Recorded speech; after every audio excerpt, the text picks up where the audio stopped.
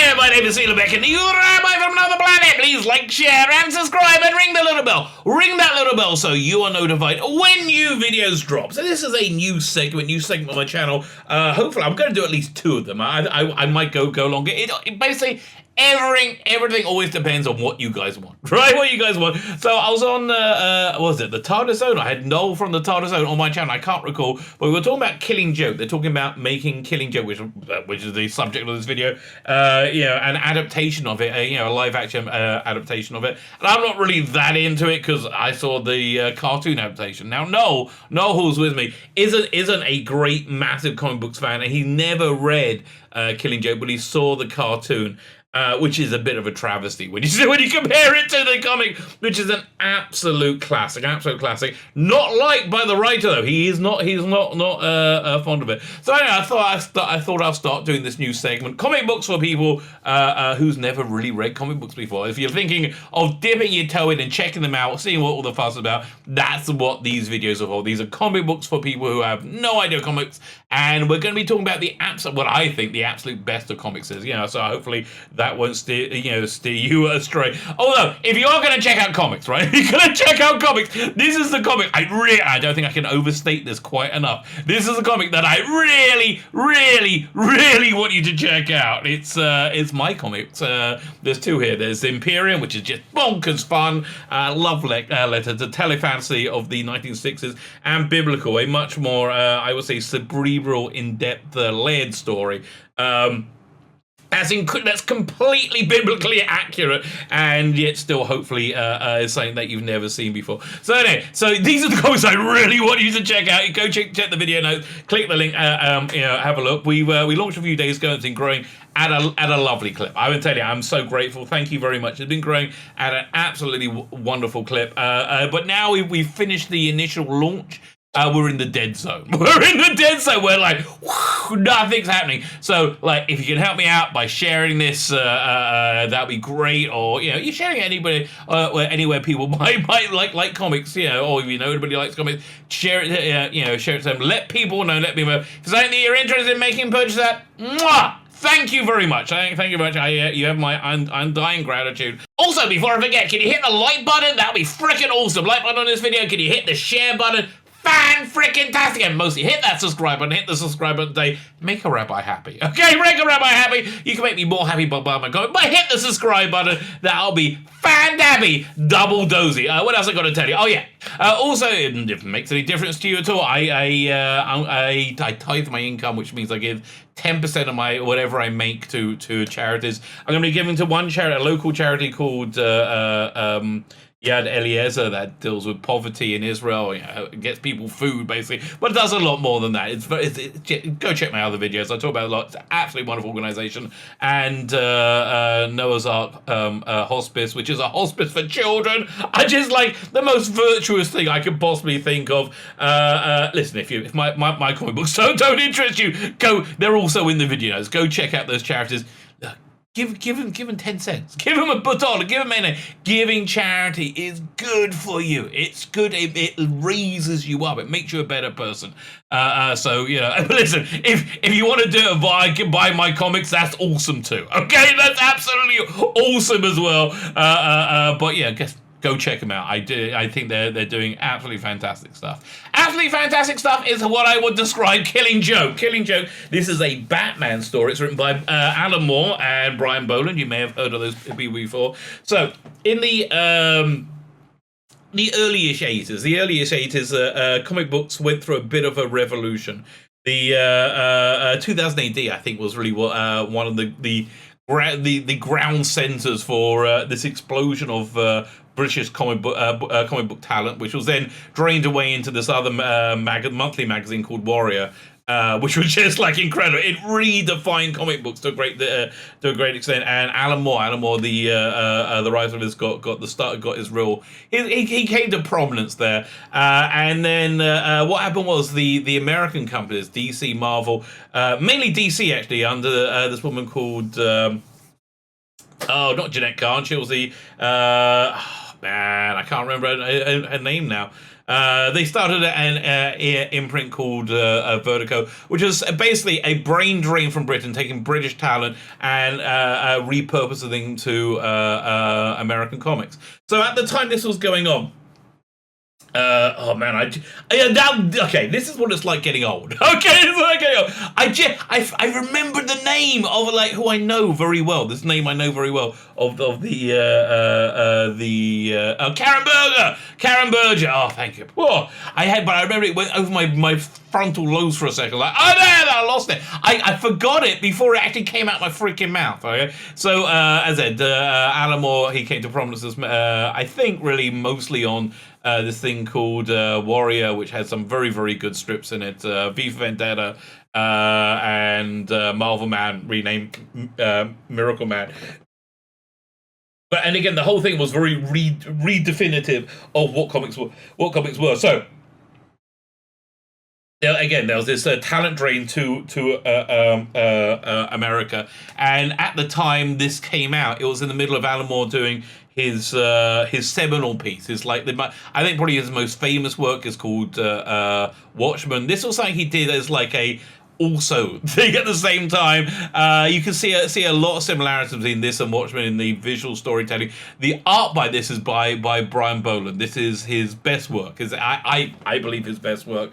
Absolutely fantastic stuff. He came to prominence in 2008. He did a lot of Judge Dredd stuff, and his line work is very, very crisp and very, very, very clear and very precise. Absolutely precise. He mainly does covers, right? This is one of the few instances that he did sequential work, and it's just gorgeous. So this means a lot to me, this actual comic, because at the time, it must have been, 86 or something it came out. They just started these huge comic book conventions in London, which I hadn't seen the like before. It blew my mind. The UKCAC, the UK Comic Art Convention, and they were in London, and Brian Bolland was there, and there was a comic book scene. We used to have these things called comic marts on Saturday, where you could basically bought back issues. This was before the age of trade paperbacks. Actually, this kind of created the age of trade paperbacks, right? And so, you see the artists and the writers there, and they get to know you. I was like a fanboy. I still am. But he was there, and he recognized me, and I was like sitting at the table with him as he's like signing autographs, looking through his portfolio of this comic book as he was drawing it. I mean, like it was on page 12 or something at the time, and it was his best work, absolutely best work. I do think there's a black and white edition, which I'm not sure which I prefer. The colors is by was it John Higgins, who also did the colors on Watchmen, and this was before coloring was really a skill. Normally colors was just like blank one color for each thing. He was one of the first people to vary the color. So you don't need to know any continuity about this. You need to know who Batman is. You need to know who Joker is. You need to have a rough idea of that world. So this is why it's a great story for normies. The writer, as I said, Alan Moore, doesn't like this at all. Doesn't like the story. He feels it's too nasty, and there's too much stuff. There's too much weight of adult characters that just or put them on characters that weren't designed to hold that weight. Look, for me, absolutely fantastic. And again, just a great Batman story. So I think this is a great way to start. Great place to start. So I'm not going to tell you why the cover is the Joker with a camera. It's very disturbing. It's very, very disturbing. This is not PG-13. If they adapted this accurately, it might be an X-rated movie. I mean, not X. Is X just pornography? I mean, it might be like NC-17 or something. It might be like because it's very dark. Very sad. I do hear what Alan Moore was saying. Yeah, he went on to say, listen, I kind of prefer the 1960s Batman with Batmite and the very silly Batman. I thought the very joyous Batman. This is very 80s, very dark. So let's go start looking through it, because it's, again, absolutely gorgeous. So we got this just a sign of an absolute masters at work, of their craft at work. This wonderful silent 9-panel grid page, which I think just perfectly tells the story, right? Just like really. So let's just zoom in it slowly. So you got this wonderful close up of the rain hitting puddles, right? So you've already got that like feeling of like you understand where you are, right? You got that vibe of what's going on. Right, and then you slowly pull out, which is a trick that Alan Moore does a lot. He very consciously moves the camera around. He's much of a director and a writer. And again, look at this Batmobile coming up out of the desert with the lights. Oh, yeah, fantastic storytelling. Right, pulls up to Arkham Asylum, which is the asylum where they keep all the criminals. Arkham Asylum for the criminally insane. And he just gets that wonderful shadow. Just the way he's telling the story, it makes this a masterwork, right? This is one page. This is the first page, right? This is nothing. This is where they're starting from. And again, I just love the rendition of Commissioner Gordon in the rain. Look at that! Look at that expression. You just understand, who that character is by looking at this. And it goes on. I think we're going to look at this whole sequence because it's just beautiful. It's an absolute masterpiece of comic art. Yeah, the silence of it it sells the story so well. Right, so you hear the receptionist go in and she's a bit freaked out. Oh, again, this was back in the 80s where you could smoke indoors, right? We all smoked back then. You don't have to be crazy to work here, but it helps. It says he tips his hat. Again, the framing, the shadow, the line work, everything is perfect. Coming up to one of my favorite panels here, when they're walking past the cells and they walk past Two-Face, Harvey Dent. Again, you don't need to know anything about Batman. There's no massive continuity, right? But just look at the way they, how expressive that is. Like how perfectly that tells you who that character is. Then you see from his point of view. Again, I love the expression on this cop, right? Again, tells you everything you need to know about this character, right? Absolutely everything you need about that character. As Batman comes up, salutes and goes in. So where's he going? He goes in to talk to the Joker, right? Comes in, the Joker's sitting there playing cards, and there's the first line. The first line we get was there were these two guys in a lunatic asylum, which ties into the ending of it. So the basic story of this is Batman comes to talk to Joker and say, listen, at some point in the future, we're going to kill each other. And this is just like, so this came out about a year or so after Frank Miller's Dark Knight. I think that's going to be another book in this series, which is Batman coming out of retirement when he's old. But he'll be basically about now, I think, about 2020s, right? And the world is in as bad a state as Batman comes out of retirement, and Joker's been in this catatonic trance for years. But as soon as Batman comes out of retirement, Joker wakes up, and it does end up with this climactic battle between the Batman and Joker. So I think this is kind of riffing on that, right? I think this is that's the other great thing. If you pick this up and you like it, there's a lot more places to go to. Stick with me. There's a lot of garbage out there.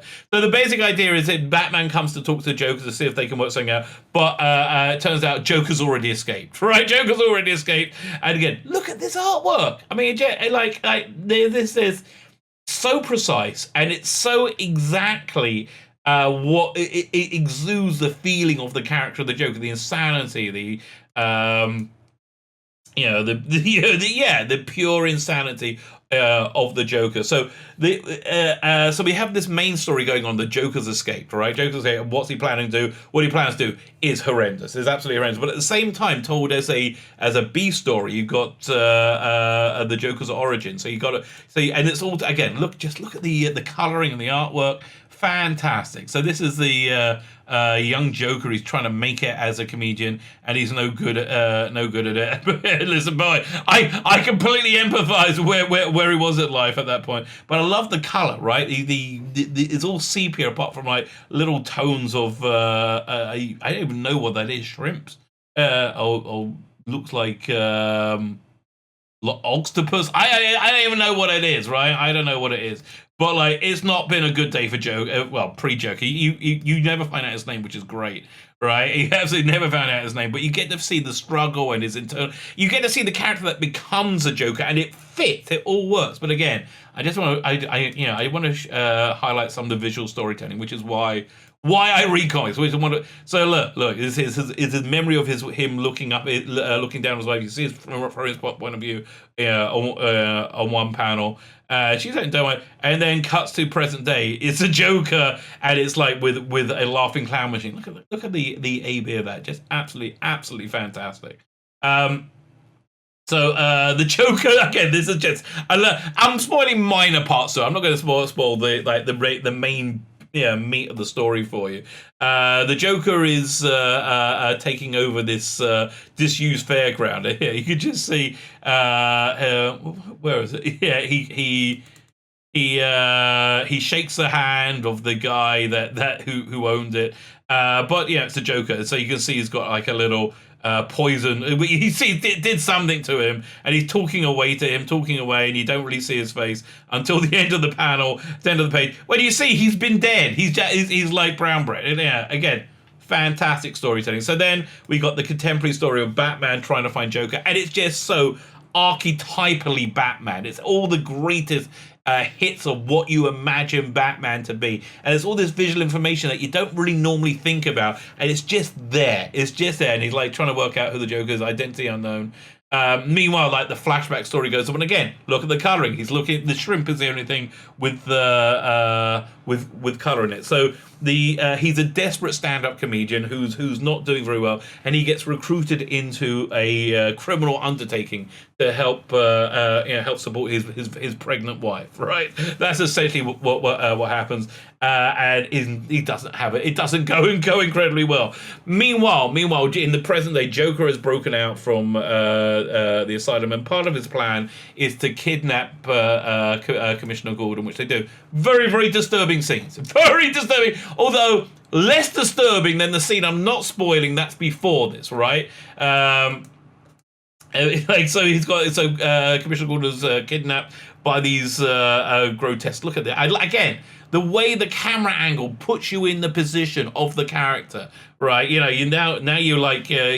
set in the scene, you see it from his point of view. He's like, what's going on? They're stripping him naked.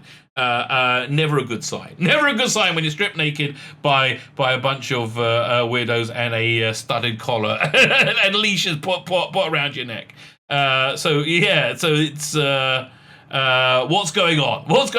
Nothing good. So his basic premise is that he wants to demonstrate to Batman that anybody could be the Joker, given the right situation, and that's really what the Joker wants to do. Put Commissioner Gordon in the right situation, that he would become a megalomaniac murdering machine with him. But look at this. Look what these aren't really babies. These are dolls. But again, you can see it's just so Joker. It fits Joker. So then again, more silent storytelling. We have Commissioner Gordon. He's forced to go on this amusement ride, which you see at the beginning of the panel. At the same time, Batman is searching for the Joker. I love it. He tears this wanted post down for the Joker. Like, have you seen this man? and he goes like breaking skulls to try and find out where the Joker is.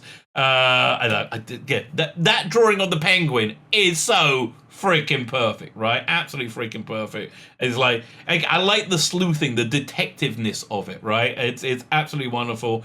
So, and then, it basically ends up after you get all the great Batman tropes at the denouement when Batman swoops in to save the day, sort of, but you get this wonderful extended battle sequence, and it doesn't go quite how you would expect it to be. But again, I'll just show you one. Look at this page. Look at this absolutely gorgeous page of Batman coming through the Hall of Mirrors to get the Joker. Again, comic books at its absolute best. I do hope you check it out. I really, really do hope you check it out. But listen, if you're going to buy one comic book, the comic book you should buy, obviously this one, right? This is the one you should be getting. Great value. And listen, again, if you can share it, that'd be fantastic. My name is Zila Beck, and you are Rabbi from another planet. Please like, share, and subscribe, and ring the little bell. Ring that little bell so you're notified when new videos drop.